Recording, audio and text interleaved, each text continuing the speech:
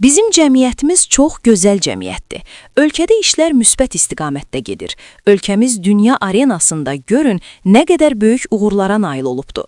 Bax, dediyim xarici siyasətlə bağlı olan məsələlər hələ işlərin bir hissəsidir.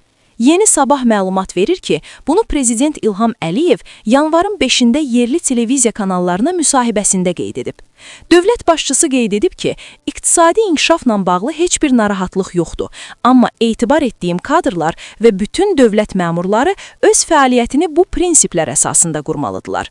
Yenə də qayıdıram ictimai nəzarətə. Çünki mənim qərarlarımın bir çoxu məhz ictimai nəzarət nəticəsində verilibdir.